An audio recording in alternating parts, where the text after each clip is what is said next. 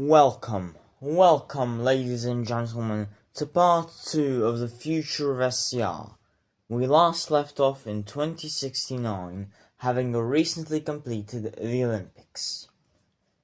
In 2070, Metro begins constructing the old Stepford loop.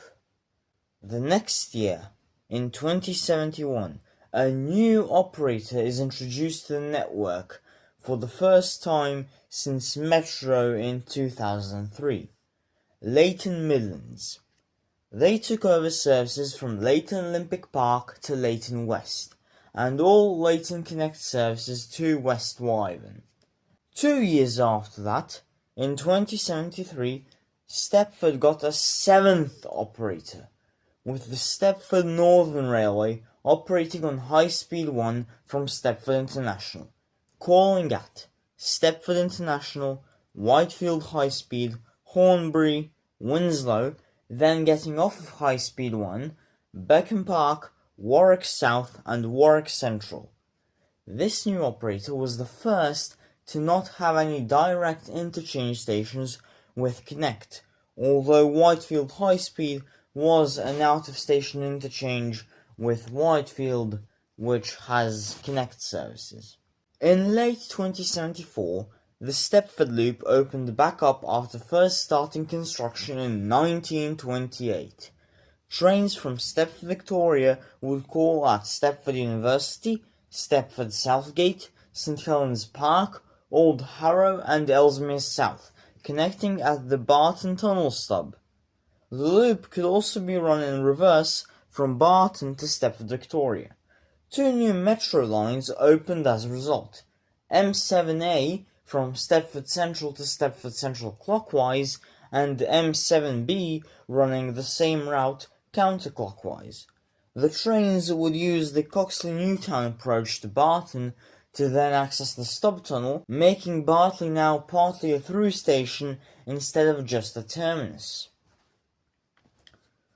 Shortly after, in January 2075, Stepford Connect stopped going to Willowfield and Stepford Victoria, with all its routes cut back to Stepford Central for traffic management purposes.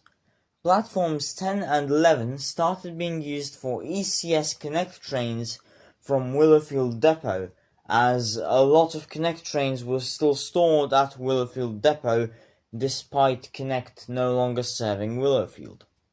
The next year, high-speed rail from Stepford Central to Leighton City via Morganstown began construction, with pretty damn heavy network disruption on a decent portion of existing express tracks. This high-speed rail line was actually just an upgrade to express tracks, allowing them to use new high-speed train models. The year after that, the Stepford Northern Railway and High Speed 1 got a brand new station at Winslow International. The first branch off the main line since Leighton Olympic Park was made in 2078, with Leighton Midlands expanding to new stations after Millcastle, calling at Ash Lane, Mill Road and Port Vale. The section from Mill Road to Port Vale was single-tracked for some reason. The year after that, in 2079, the Stepford Northern Railway also got a new branch after Winslow International, calling at Palmdale, Rosebery and Winderham. The aforementioned Port Vale station got a second operator with Stepford Connect in 2080, when it was extended to Port Vale, also stopping at Mill Road but skipping Ash Lane. The following year, due to incredibly low service usage, as well as high running costs and delays, Express withdrew from the Rayleigh Bay branch after it got there in the 80s. In 2082, High Speed 2 was finally finished. This new high-speed line ran dedicated trains from Stepford Central to Leighton City, using existing express tracks until Water Newton, then entering a brand new and quite controversial and expensive tunnel to terminate at underground platforms below Leighton City. The next year, Tramlink was extended for the first time in a while now to Frontal Road, on the edge of Stepford, via Stepford South End, Harrow Lane and Frontal Road. In 2084, an unexpected name returned after a grand total of 156 years. At the site of the old city of Winstory, which as we all know was sadly demolished in the late 1920s, a new neighbourhood was sprawling up, and it got its own train station. This station was named after the long-lost Winstory, and now, after quite a while, Stepford's trains would finally once again stop at Winstory Station after a century and a half of emptiness in the area. The next year, Metro was extended to Benton Stadium. This extension was also quite controversial and very expensive due to the new underground platforms at Coxley and a tunnel from Coxley to North Benton. This also introduced a new metro line labelled M8 from St Helens Bridge to Benton Stadium. The M1 was extended the following year to Willowfield from Wharton Plaza via the villages of Treeton and New Hemden. This line was going along the Hemden Park line of trees, which you can visit in SCR by going to Hemden Park, going out of the station towards Willowfield, and then you'll see a bunch of trees and you just walk around them. There's an abandoned bridge, there's an abandoned station, yeah. In 2087, Leighton Midlands was extended to a new station. The branch starts off after Edgemead, which was renovated now with 5 platforms to facilitate the new spike in demand. Right before Famey, the line splits off to Famere Exchange, which is actually closer to Famey. Wandsworth follows, with Hounslow Park, Brunton and Brunton Westwood shortly after.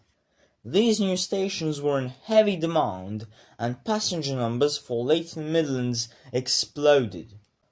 The, by this point, incredibly old Beechley station was closed for renovations in 2090. By 2091, the station was opened back up, and it looked amazing.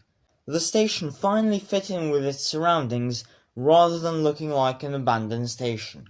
The next year, Tramlink would start going along Stepford River, with the new extension to, well, Stepford Riverside, along the river via Seaside Lane, Stepford Victoria, Overhead Street, and finally terminating at Stepford Riverside. 3 years later, the Stepford Northern Railway got an extension from Wunderham. It will go to 2 new stations at Wunderham Exchange and Warrington. Also this year, Hampton Hargate was finally closed for renovations. The next year, Express, inexplicably of course, got an extension from Millcastle to Port Vale. Express trains would go directly along this new electrified line from Millcastle to Port Vale. Additionally, Millcastle was added as a stop on a decent amount of express services, and the Mill Road to Port Vale was double-tracked because of the massively increased demand for trains in the area. In 2097, Airlink was still running Class 345 Aventras, which were by now known for their horrible noise and rotting stench. However, finally, in their stinky glory, they would start going to Stepford Central via all stops: Airport Parkway, Morganstown, Berrily, also finally both ways, Ellesmere, St Helens Bridge, Stepford East and Stepford Central on the new R062. This year, Airlink also started stopping at a brand new, renovated Hampton Hargate station, which now finally had a village around it. In the last year of the absolutely wild 21st century, Waterline got an extension from Eden Quay. The Newry tunnels were long criticised for being absolutely confusing, and so Waterline reworked the entire thing. It was partly to steal some money from the city, but we'll get to that later. The extension branched off at a new grade-separated junction heading to Faversham, Horsewich Park and Shoreside. Well, that's it for part 2 of the Future of Stepford. We've now made it all the way from 1890 to 2100. Thank you to everyone who's been supporting this channel since, well, forever. I really can't thank you enough. You're the reason I can still do these videos. I'll see you in next week's video, I guess. Peace.